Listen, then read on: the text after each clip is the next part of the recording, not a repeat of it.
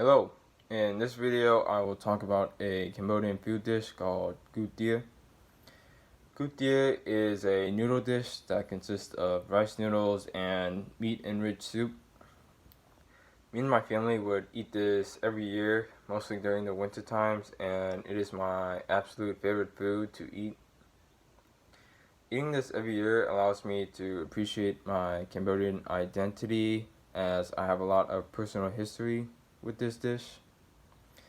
This will be depicted by me talking about the origins of the food and my family's history with the food. I will also show how I viewed the food as a child and teenager as well. However, the first scene will show me in present time eating the food, and then it will flash back to me talking about the origins of the food and my family's history of the food, and then it will transition to how I viewed the food as a child and teenager. Also, after the video scenes, there will be a voiceover of me explaining the scene and sort of the background details of that scene. Here it is.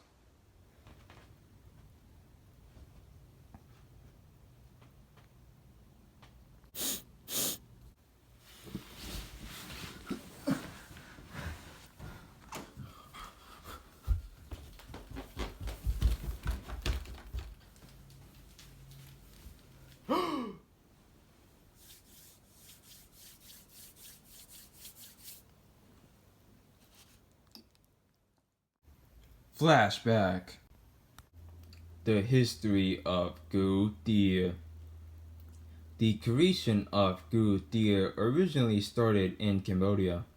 More specifically, Gu Tia more than likely originated within Cambodia's Teochew community, and the name can be related to the Teochew rice noodle soup Gu Xiao, whose origins can be traced back to Chao Zhu.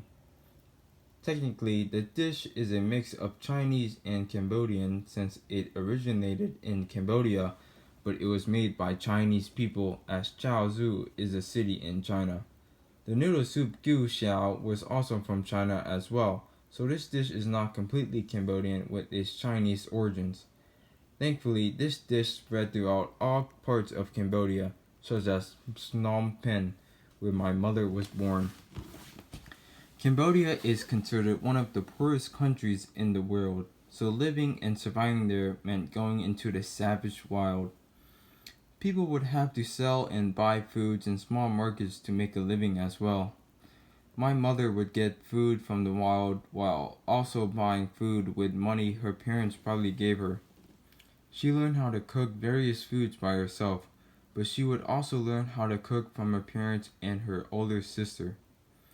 One of the foods that she had learned from her parents was Gu Tia. She told me that they mainly ate it during the bright summer morning. This was mainly because soups are usually served for breakfast in Cambodia, as the local people are not able to start the day without it. My grandfather on my father's side, who is Chinese Cambodian, would eat this meal almost every breakfast the chance he had to.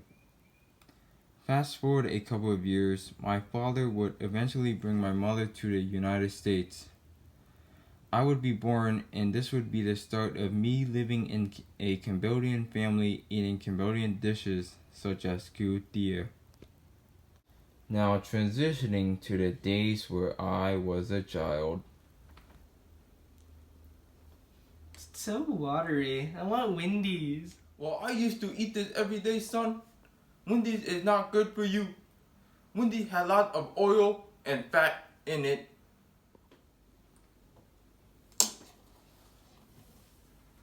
Fine, you can have Wendy's.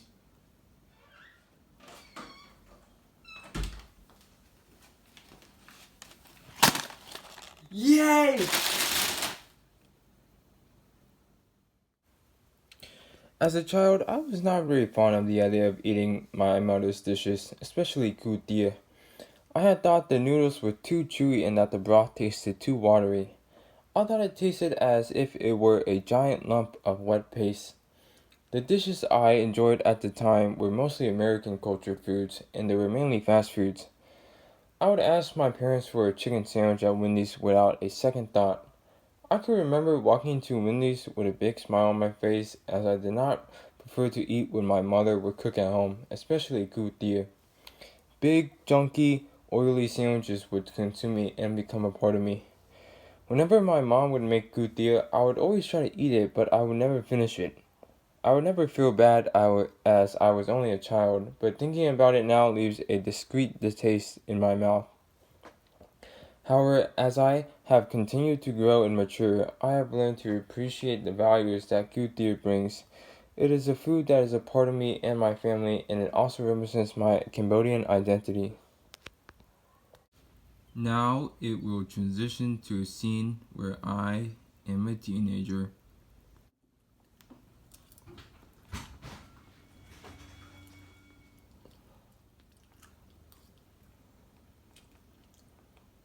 Wow, this is amazing.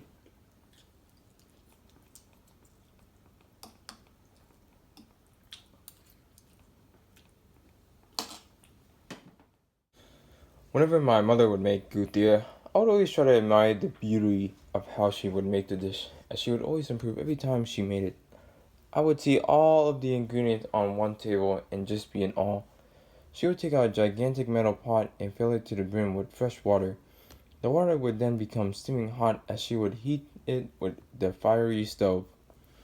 She would then add all of these big juicy meats, but the main meat that immerses into the steaming water to flavor it would be these thick oxtails as they would cook in the water while also spreading its tender flavors. After adding the meats, I would try to add a whole onion to give the soup a rich umami flavor with a hint of sweetness.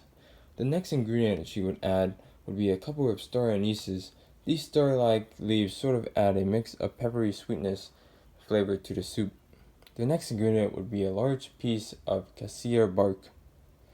Adding this helps the soup have a hint of cinnamon flavor to the soup to further enrich it.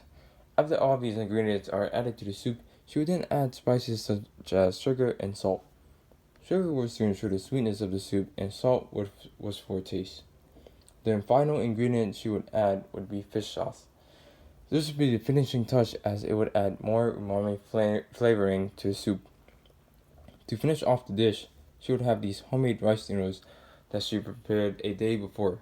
She had cooked these noodles so much that she could simply eyeball the time it took to cook these noodles to perfection. These firm noodles would be added to the top of the bowl of soup to make gudie. I was just in astonishment as seeing her form this dish was a thing of beauty. It was almost as if I was at a magic show. It would just be that magical. We would gather as a family and eat this dish all together. Transition back to present day.